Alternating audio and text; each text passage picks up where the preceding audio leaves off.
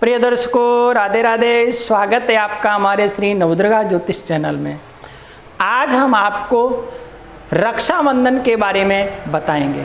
यह रक्षाबंधन का त्यौहार क्यों मनाया जाता है और कब से मनाया जाता है। यह रक्षाबंधन भाई और बहन के विशेष स्नेह का त्यौहार है। बहन अपने भाई की कलाई में रक्षा सूत्र बांध करके, राखी बांध करके अपने भाई की दीर्घायु की और उसकी लंबी आयु की तथा उन्नति की और उसकी रक्षा की भगवान से आशीर्वाद मांगती है। और ब्राह्मण प्राचीन काल से ही अपने यजमान को रक्षा सूत्र बांधते हैं। ब्राह्मण अपने यजमान की दीर्घायु, उन्नति और सुख समृद्धि की भगवान के पास कामना करते हैं और यजमान को आशीर्वाद देते हैं।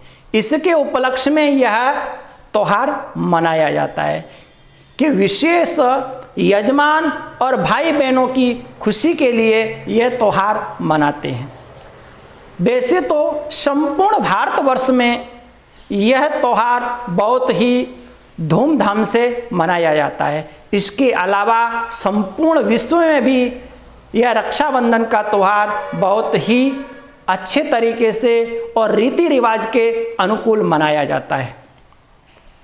रक्षाबंधन के त्यौहार के बीच में प्राचीन एक भक्त और भगवान की कथा है। आज हम उसके बारे में आपको बताएंगे। जब देवता और बलि के बीच में घमासान युद्ध चल रहा था, उस समय राजा बलि ने देवताओं के ऊपर विजय प्राप्त कर ली। तब सभी देवता दौड़ते हुए भगवान विष्णु के पास गए और विष्णु के पास जाकर के उनको वंदन किया और प्रार्थना करी, प्रभु आप हमारी रक्षा करो। बलि ने हमको परास्त कर दिया है, इसलिए आप हमारी रक्षा करें। तब भगवान ने देवताओं को कहा, हे देवताओं, इस समय बलि से युद्ध में कोई नहीं जीत सकता, क्योंकि बलि के ऊपर इस समय गुरु शुक्राचार्य की विशेष कृपा है और जिसके ऊपर गुरु की कृपा होती है वह व्यक्ति जीवन में कभी परास्त नहीं होता है। और वैसे भी कहा गया है, गुरु मेहरबान तो शिष्य पहलवान, यानी कि गुरु की मेहरबानी शिष्य के ऊपर रहती है तो वह शिष्य जीवन में कभी भी दुखी नहीं होता है, ना ही वह अपने जीवन में कोई भी परेशानियों से दुखी होता है, क्योंकि गुरु की कृपा बहुत ही बड़ी कृपा मानी गई है। तब भगवान विष्णु ने वामन का स्वरूप धारण करके और राजा बलि के यज्ञशाला के अंदर प्रवेश किया। राजा बलि और शुक्राचार्य के साथ में यज्ञ कर रहा था। तो जैसे ही बलि ने उस वामन स्वरूप ब्राह्मण को देखा तो उठ करके खड़े होकर के उनका स्वागत किया। हे ब्राह्मण देवता, आपका हमारे इस यज्ञशाला में स्वागत है। और उन वामन भगवान का विशेष रूप से उनकी पूजा की और पूजा करके उनसे प्रार्थना की कि आप कुछ न कुछ दक्षिणा के रूप में आप मुझसे मांगे। तो भगवान ने कहा कि मुझे कुछ भी नहीं चाहिए, मुझे तो सिर्फ भगवान का तप करना है। हे बलि राजा, मैं ब्राह्मण हूँ, मुझे कोई भी चीज़ की याचना नहीं है। तो बलि राजा ने बहुत ही विनती की। तब भगवान ने कहा, कोई बात नहीं, आप विशेष आग्रह कर रहे हो तो मैं सिर्फ 3 पग भूमि आपसे ले सकता हूं, वो भी संकल्प करके। बिना संकल्प के मैं कुछ भी नहीं लूंगा। तो शुक्राचार्य ने यह सुना तो वो समझ गए यह कोई ब्राह्मण नहीं है, ये तो साक्षात विष्णु हैं। उसी समय शुक्राचार्य ने बलि को बुला करके कहा, हे बलि, तुम इसको संकल्प में कुछ मत देना, क्योंकि यह कोई ब्राह्मण नहीं, यह छलिया विष्णु हैं तुमको छलने के लिए आया है, इसलिए आप ध्यान रखना। तो बलि ने अपने गुरु की कोई भी बात नहीं मानी।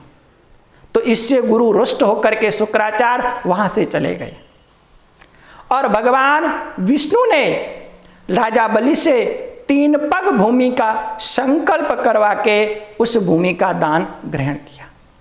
देखते देखते भगवान विष्णु ने अपना दिव्य स्वरूप धारण किया और 1 पग स्वर्गलोक के लिए भेज दिया और दूसरे पग में उन्होंने पाताल लोक को नाप लिया। अब राजा बलि से कहा, बलि तीसरे पग भूमि का आप क्या करोगे, कहां से दोगे? तब राजा बलि ने हाथ जोड़ करके अपना मस्तक उनके सामने नमा दिया, झुका दिया और कहा, प्रभु अभी आपने सिर्फ मेरी भूमि ग्रहण की है, अभी भूमि का जो मालिक है वो आपके समक्ष खड़ा है। तब भगवान ने तीसरा जो पग है वो राजा बलि के सिर पर रख दिया और भगवान प्रसन्न होकर के राजा बलि को अपनी अविरल भक्ति दे दी। उसी समय भगवान ने कहा, हे बलि मैं तुमसे बहुत प्रसन्न हूं, तुम मुझसे मांग लो जो भी आपको चाहिए।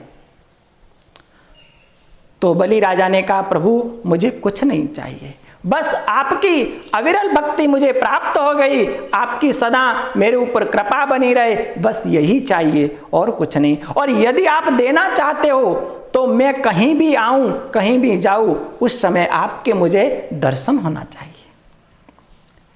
भगवान ने कहा, तथास्तु। और भगवान ने बलि राजा से कहा, जाओ तुम सुतल लोक के अंदर राज्य करो। तो बलि राजा ने कहा, प्रभु वहां तो यक्ष गंधर्व सब दानव लोग रहते हैं, तो वो सब मेरा भक्षण कर जाएंगे। तो भगवान ने कहा, हे बलि राजा तू दानियों में बहुत श्रेष्ठ है, इसलिए मैं तेरे हाथ में रक्षा सूत्र बांधता हूं, यानी कि रक्षा कवच। जिस रक्षा कवच को पहन करके तू जाएगा, जो हाथ में भगवान ने राजा बलि को बांधा, उससे वहां की जो प्रजा है वो तुझे राजा मानेगी। तो इस प्रकार से जब बलि को भगवान ने रक्षा सूत्र बांधा और सुतल लोक का राज्य दे दिया, तो बलि सुतल लोक का राज्य करने लगा और भगवान उसके यहाँ पहरेदार के रूप में निवास करने लगे, क्योंकि बलि राजा ने वरदान में यही मांगा था कि आते जाते आपके दर्शन होना चाहिए। तो भगवान को तो वहाँ पहरेदार के रूप में निवास करना ही पड़ेगा। तो नारद जी के द्वारा माँ लक्ष्मी को पता चला कि भगवान बलि के यहाँ वास कर रहे हैं। तब उसका उपाय पूछा तो नारद जी ने कहा, इस समय श्रावण महीने का उत्तम मास चल रहा है और इस समय पूर्णिमा आने वाली है, तो इस समय तुम राजा बलि के यहाँ कोई बहन नहीं है, तुम बहन बन के जाओ और उनको रक्षा सूत्र बांधो, यानी कि राखी बांधो।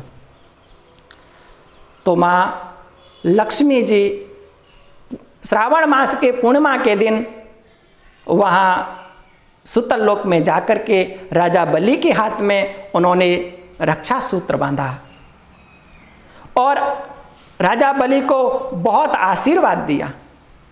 राजा बलि हाथ जोड़ करके उनके सामने खड़े हो गए, हे बहन, आज तक मेरी कोई बहन नहीं थी, लेकिन आज कलाई को आपने राखी बांध करके, रक्षा सूत्र बांध करके मुझे धन्य कर दिया, इसलिए आपको जो चाहिए आप मुझसे मांगिए। तो माँ लक्ष्मी ने कहा, भाई मुझे कुछ नहीं चाहिए, अगर आप देना चाहते हो तो ये जो पहरेदार है उससे मुझे दे दो। राजा बलि ने कहा, बहन इसी में तुम्हारी खुशी है तो कोई बात नहीं, आप इनको ले जाओ। तब भगवान ने बलि से कहा, हम तीनों देवता तुम्हारे यहाँ 4-4 महीने का यहाँ पहरा देंगे। ऐसा आशीर्वाद देकर के भगवान लक्ष्मी के साथ में बैकुंठ को चले गए। तो आज भी राजा बलि सुतल लोक में राज्य कर रहे हैं। तो उसी दिन से जब माँ लक्ष्मी ने राजा बलि को रक्षा सूत्र बांधा, राखी बांधी, तभी से यह उत्तम त्योहार मनाया जाता है।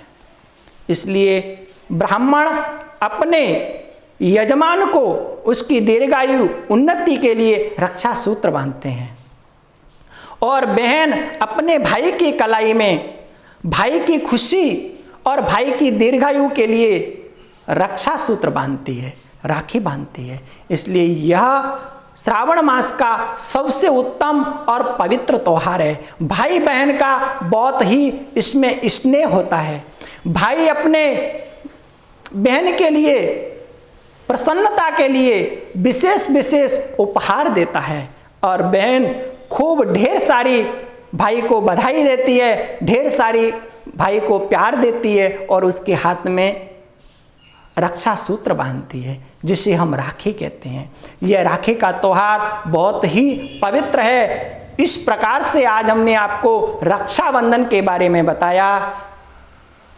अगर आपको हमारा वीडियो अच्छा लगा तो आप लाइक करें, शेयर करें और हमारे चैनल को सब्सक्राइब करें। सभी को राधे राधे, हर हर महादेव।